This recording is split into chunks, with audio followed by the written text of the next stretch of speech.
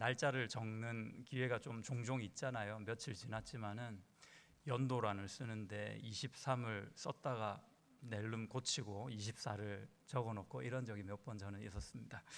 2024년도하고 우리가 좀 더 친해져야 될 것 같다 하는 생각이 듭니다.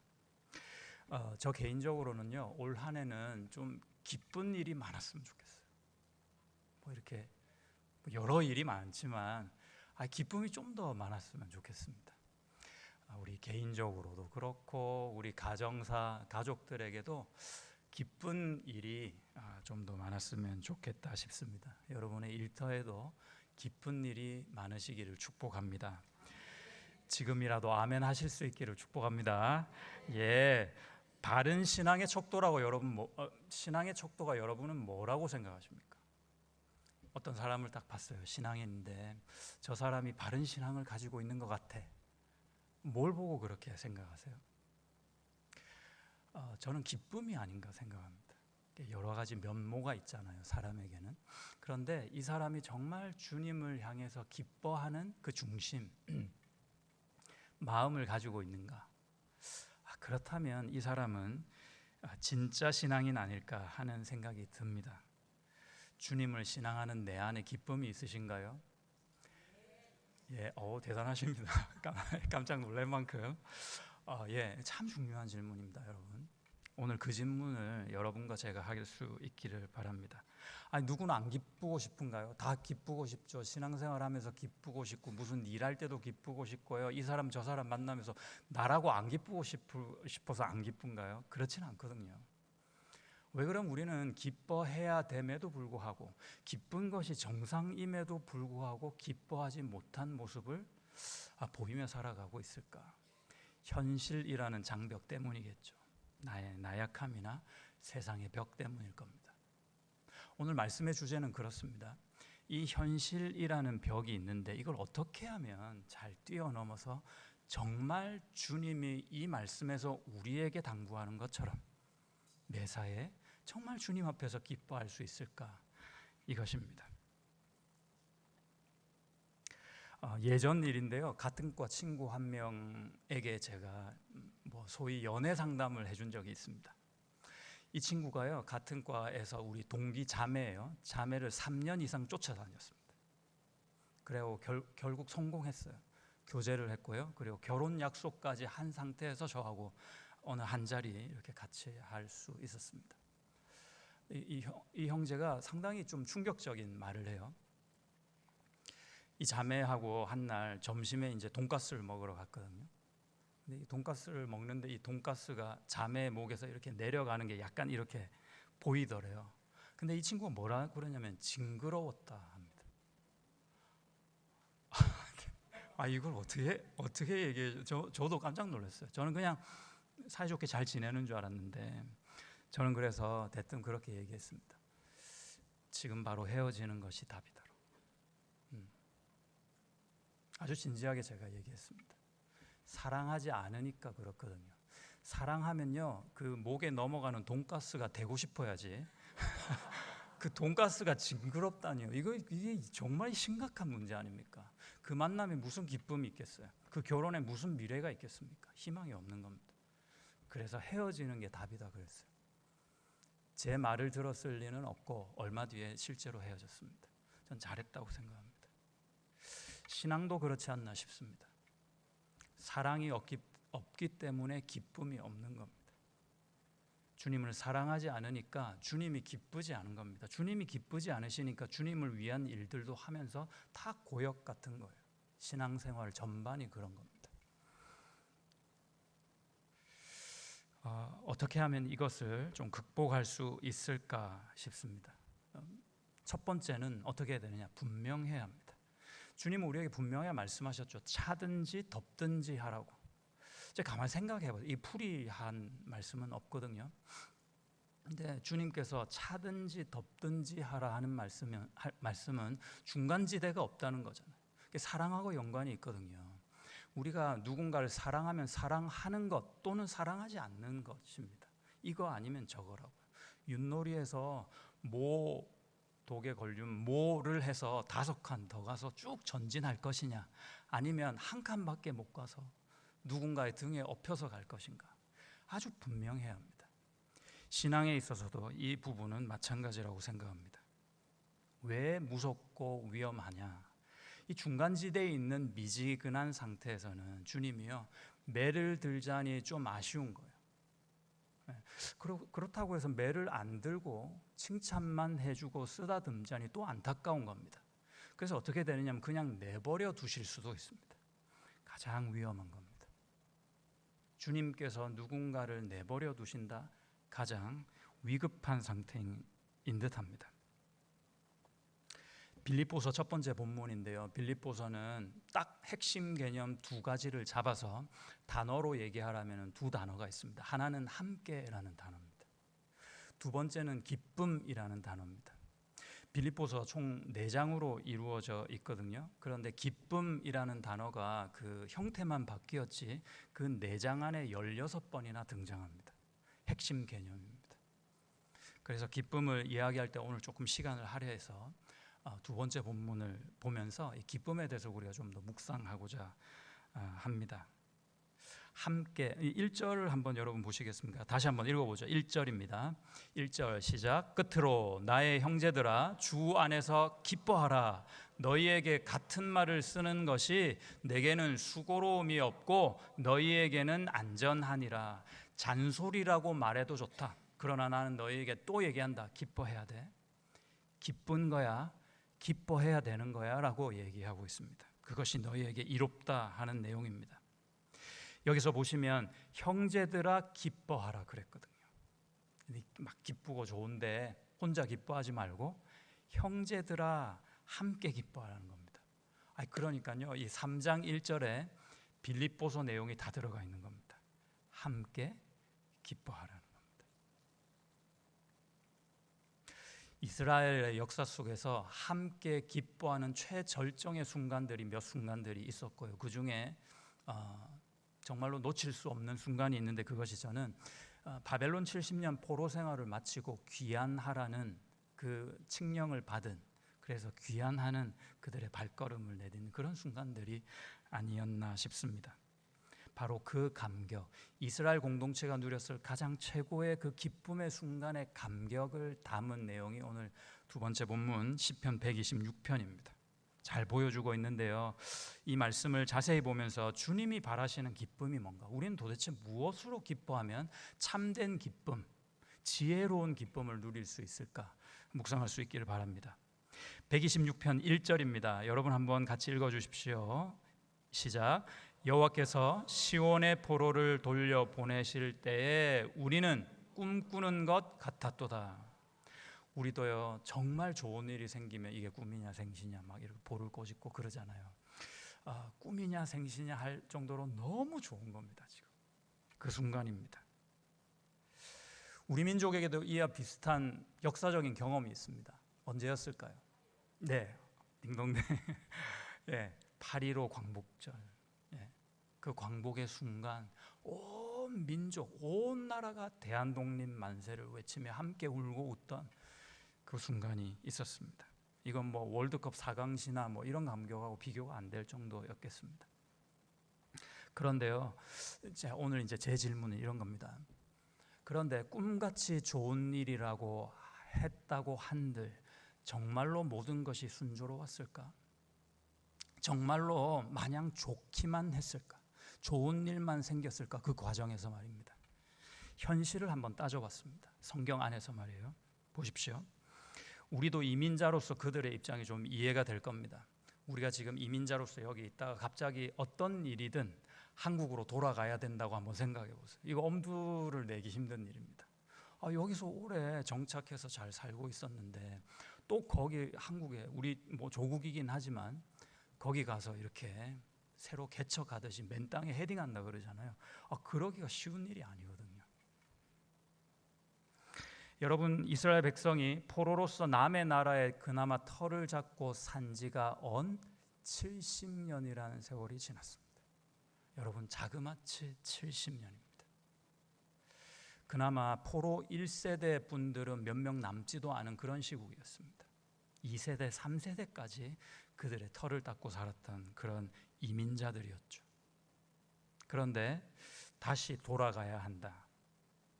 그 다음 세대들이 열심히 자기 나름대로 구축해 놓은 그 안전지대를 벗어나서 비록 고국이긴 하지만 이스라엘에 가서 예루살렘에서 좋은 명분을 가지고 하나님을 위해서 성전을 건축해야 된다고 하지만 그것이 쉽지만은 않았던 것일 겁니다. 거기 가면 누가 자기가 살 집을 지어놓고 기다린답니까? 안 그렇거든요. 안 그렇거든요.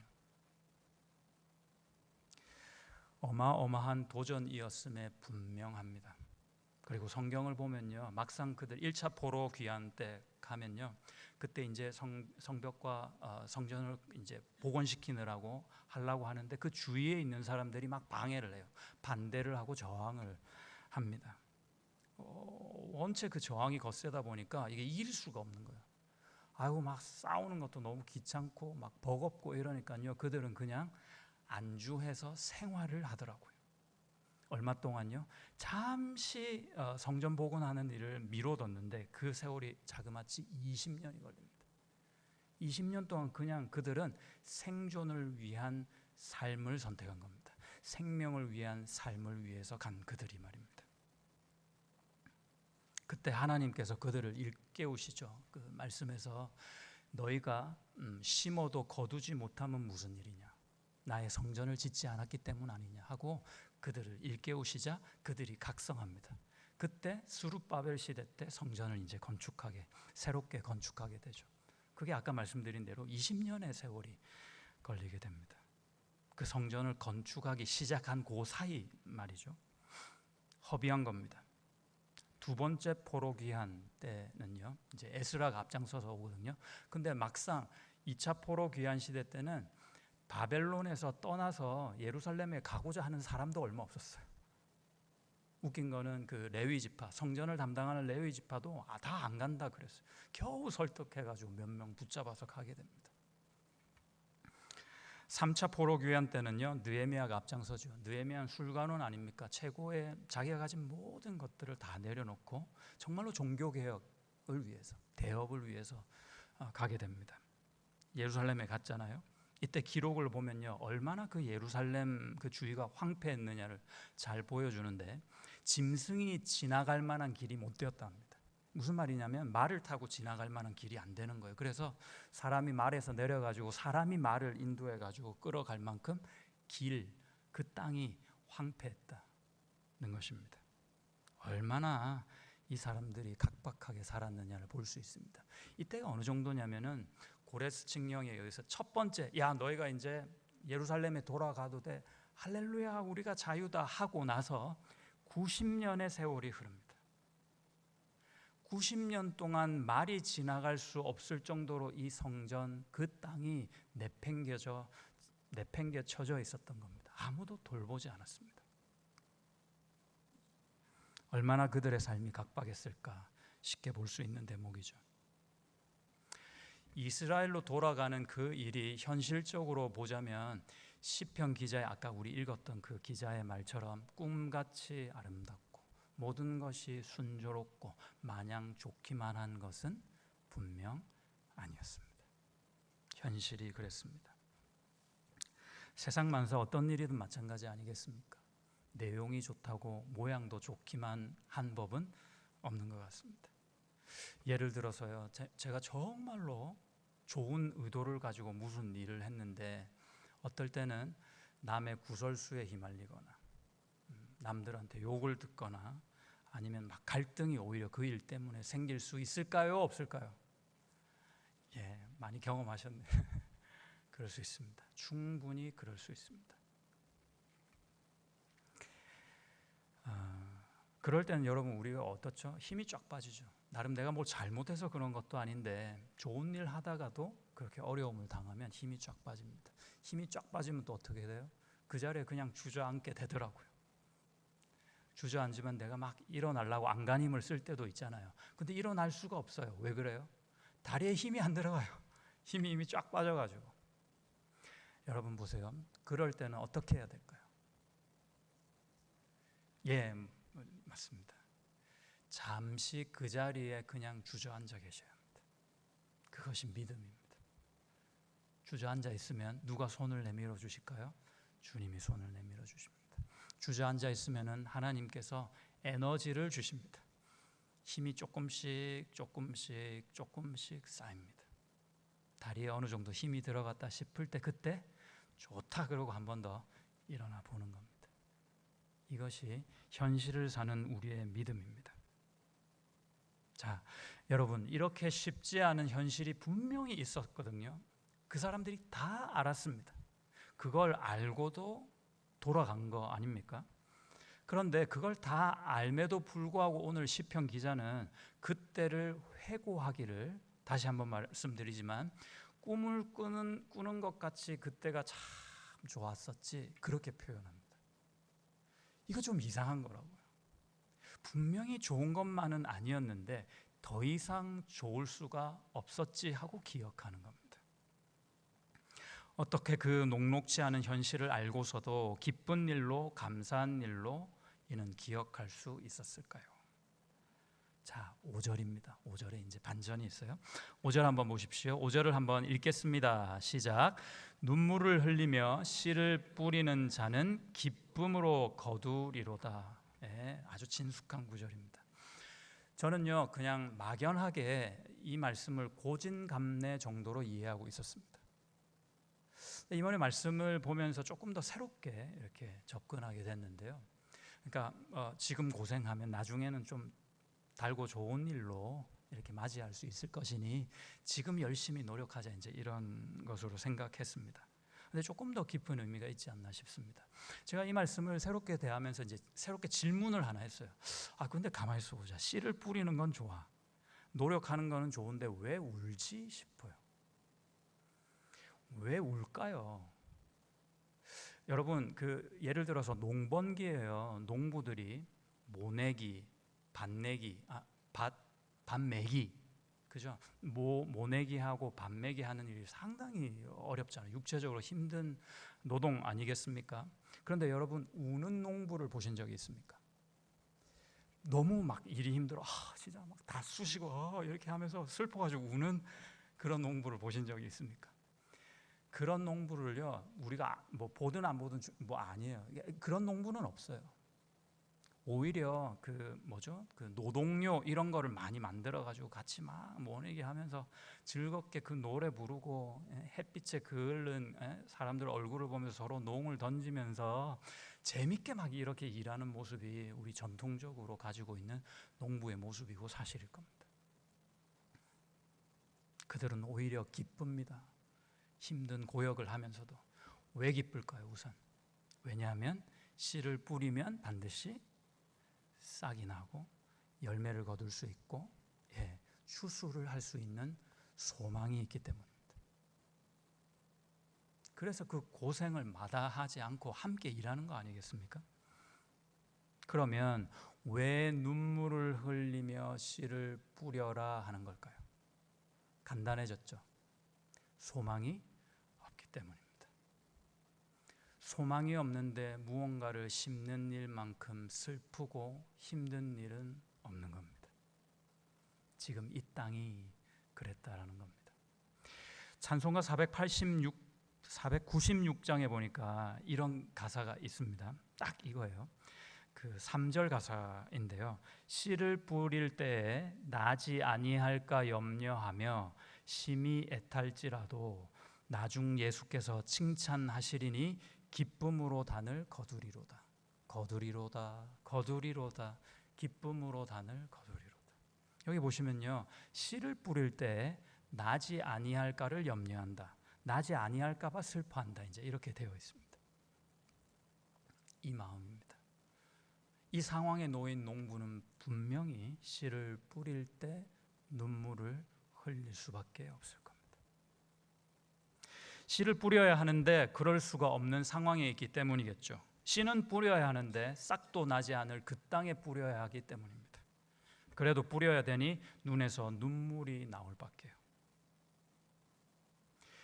그러면요, 또 이제 이런 질문이 가능합니다. 그럼 안 뿌리고 말지. 씨는 왜 뿌려요? 이미 뭐 싹도 안 나올 그 땅에서 뭐하러 씨를 뿌린단 말입니까? 뻔히 알면서 왜 뿌리나요?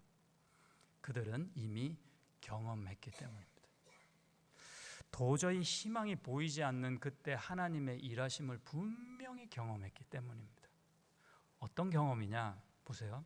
이들이 바벨론에서 포로 귀환 발표를 기다리지도 못했어요. 그 기다릴 만큼 바벨론이 허술하지 않았기 때문입니다. 바벨론은 너무 강성해서 어떻게 우리가 할 수 있는 그런 나라가 아니었습니다. 너무도 막강했습니다.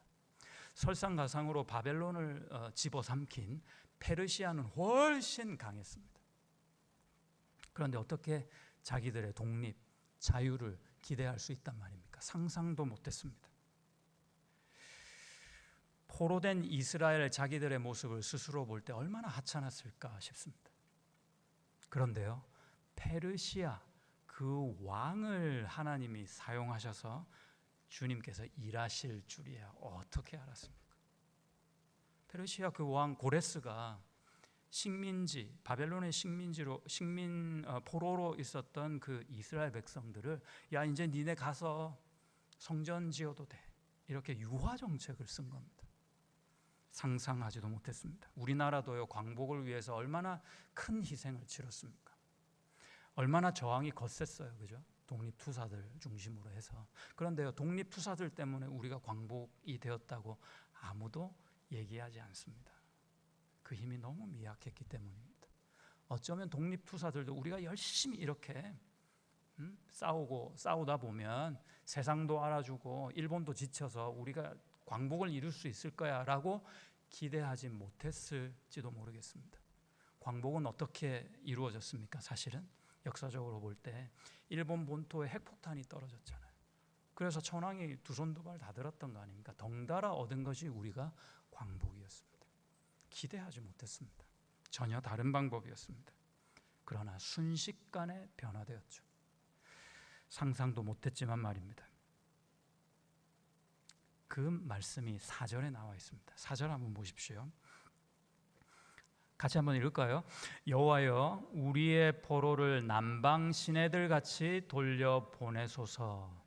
남방 시내들은 그 어떤 한 구역 땅을 얘기합니다. 그 땅을 와디라고 했습니다.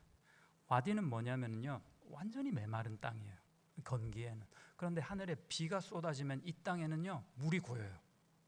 그래서 거기에는요 집을 지으면 안 돼요. 왜 우리 복음서에 모래 위에 집 짓지 마라 그러잖아. 그 모래가 와디거든요. 이때 그 와디에서 집을 지으면 다 허물어져요. 그냥 멀쩡한 땅이었는데 긍정적으로 바꿔서 생각하면 아무리 메마른 땅이라도 하나님이 하늘에서 비를 내리시는 그 순간 이 땅에는 물이 고이는 그런 땅입니다. 순식간에 변화될 수 있는 그런 땅입니다. 그 땅같이 우리를 돌려보내소서라는 말은 우리가 상상도 못한 방법으로 정말 하나님이 일하시기 시작하는 그 순간부터 정말로 강하게 변화되는 그런 모습을 말하고 있는 거죠. 비록 폐허가 된 예루살렘 땅이지만 하나님께서 은혜의 비를 내리시기만 한다면 상상도 못했지만 순식간에 이 땅은 적셔질 것이다. 그 믿음이 있었던 것이고 포로된 그들이 자유를 얻어 포로로 다시 자기들 땅으로 귀환할 때 이것을 완전히 체험한 겁니다. 경험한 겁니다. 그 믿음의 경험이 이들을 꿈같이 좋았지 하고 기억하게 하는 것입니다. 이방의 포로로 살던 이스라엘은 이제 좀 살만한데 또 척박한 땅으로 내몰린다는 그런 느낌도 받았을 것입니다. 우리는 왜 이 모양인가 한탄하는 사람들도 있었겠습니다. 그러나 그들 중 누군가는 하나님만을 바라보며 눈물로 씨를 뿌리는 믿음의 사람이 있었을 것입니다. 오늘 우리에게 자유를 주신 하나님은 반드시 또 다른 어느 한 오늘에 반드시 하늘의 비를 허락하실 것이야 하고 기대했던 그 사람들 말이죠. 그러면 비만 오면 하나님이 은혜만 주시면 하나님이 일하시기만 하면 순식간에 이 메마른 땅에도 싹이 피어나고 꽃이 피고 추수할 수 있는 열매가 맺히게 될 것이다. 그 믿음이 있었습니다. 가만 보면요, 하나님께서 일하시는 스타일이 다 비슷해요. 다 이런 식입니다.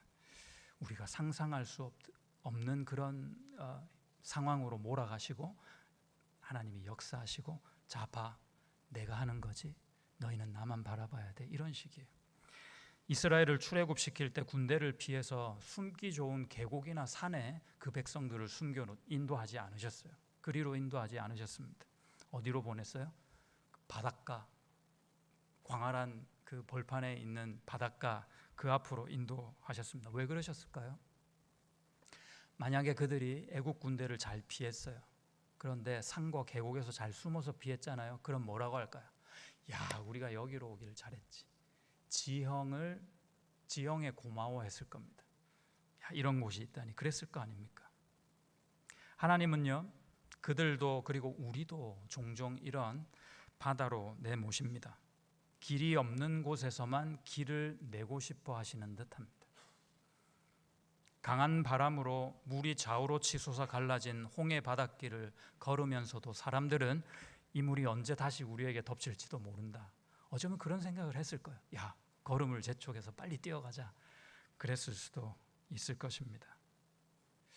그러나 그들 중 누군가는 바로 옆에서 치솟아 오르는 바다 물거품의 격렬한 소리를 들으며 마른 땅을 내딛는 한 걸음 한 걸음에 그야말로 꿈을 꾸는 것 같았을 것입니다. 하나님이 정말 우리를 지켜주시는구나. 그 하나님의 엄청난 능력과 영광의 실제를 온몸으로 느끼며 그들은 얼마나 가슴이 벅찼을까요? 광야에서 목이 말라 곧 죽을 판이에요. 물을 달라 했더니 하나님이 뭐 하라고 하셔요? 돌에다가 지팡이질을 하라, 이제 그러신 거죠. 막말하면 아니 뭐 수맥을 찾던지 아니면 오아시스 이런 데로 인도하셔야지 무슨 돌에다가 지팡이를 때리라고 하시나요? 다들 그렇게 생각했습니다. 기대할 수 없는 일을 주문하신 거죠. 그러나 그들 중 누군가는 하나님을 기대했고 육신뿐만 아니라 영혼을 적시는 물을 마셨습니다. 만나와 메추라기는요, 땅에서 사람이 주울 수 있는 어떤 것들이 아닙니다. 하늘에서 떨어지기 전까지는 말이죠. 그래도 그걸 먹으면서도 배고프다고 맛이 없다고 징징대잖아요. 마늘 갖다 달라고 그러고. 그러나 그들 중 누군가는 하나님은 이 광야에서도 정말 나를 먹이시구나, 이 척박한 땅에서도 나를 굶겨 죽이시지는 않는구나, 처절하게 깨닫습니다. 믿음의 한 수를 배운 이가 있었다는 겁니다. 예수께서 십자가에 달리셨을 때 저건 내가 바라던 메시아가 아니야.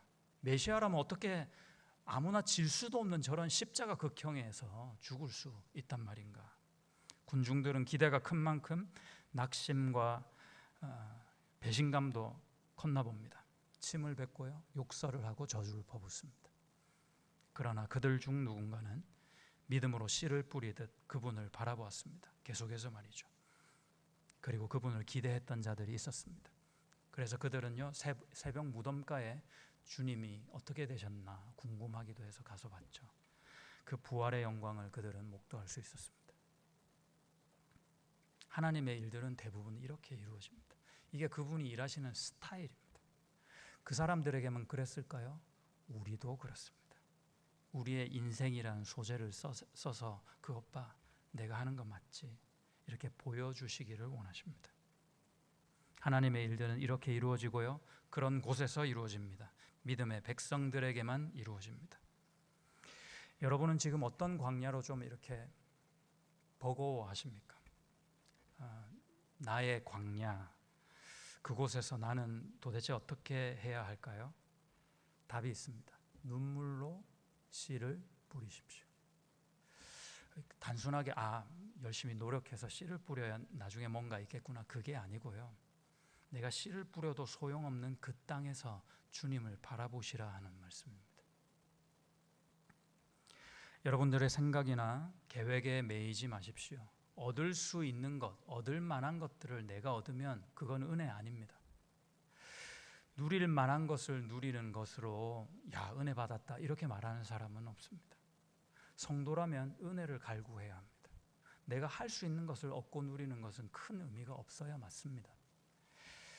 내가 감히 바랄 수도 없고 무언가를 그릴 수조차 없게 하는 그곳에서 눈물로 씨를 뿌려 하나님께 가까이 갈 수 있게만 된다면 그 땅은 단순히 메마른 땅이 아닐 겁니다. 나를 주님께 이끌어가는 그 광야 자리가 놀라운 은혜의 자리가 될 줄로 믿습니다. 이 믿음이 있으니 모든 것이 기쁠 수밖에요.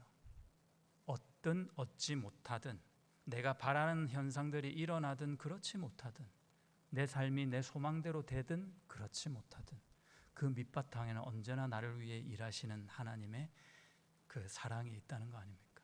이 하나님의 일하심은 정말로 쉬지 않으십니다. 그래서 이런 경험들이 신앙생활에서 계속 반복되고 하다 보면 우리의 내공으로 차곡차곡 쌓이는 겁니다. 어느 수준까지 가느냐? 오늘 3절 한번 보시겠습니까?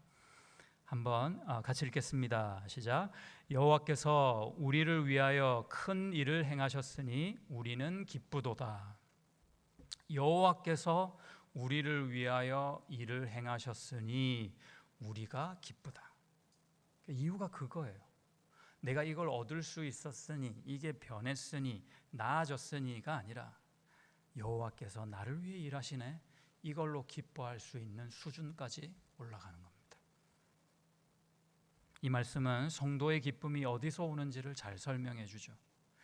이스라엘 사람들이 오랫동안 포로로 살다가 자유를 얻게 된 그것이요, 그거는요 시편 기자가 볼 때 그 기쁨은 아주 부수적인 것이었다는 겁니다.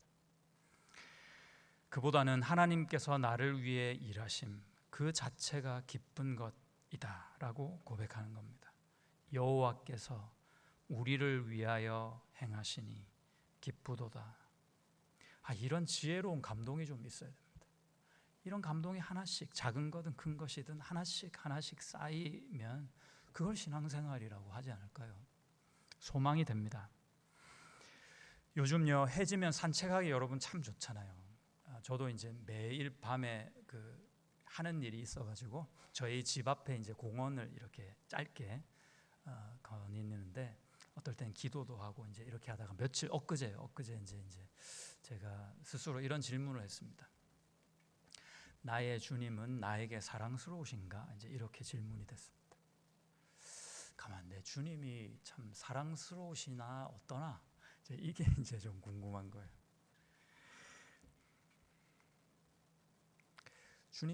주님의 일을 하지 않는 건 아닙니다. 예배도 드립니다.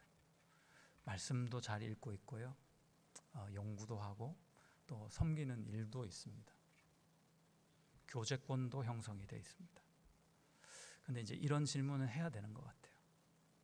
나의 주님은 지금 이 순간에 나에게 사랑스러운 분이신가?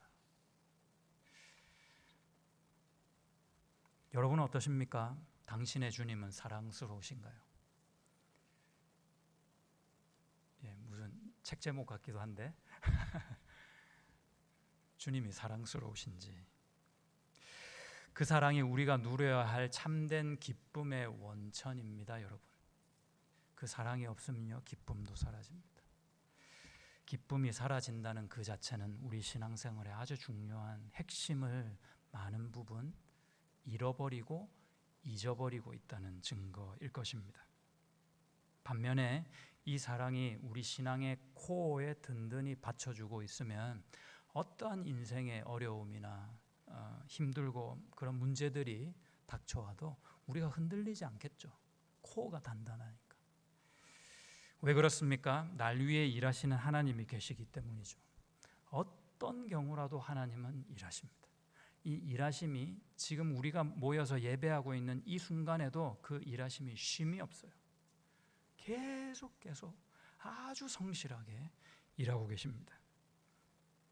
바로 그 이유 때문에 우리는 희망 없는 땅 같은 이 땅에, 이 광야에서도 눈물로 씨를 뿌려서라도 하나님을 바라봐야 됩니다.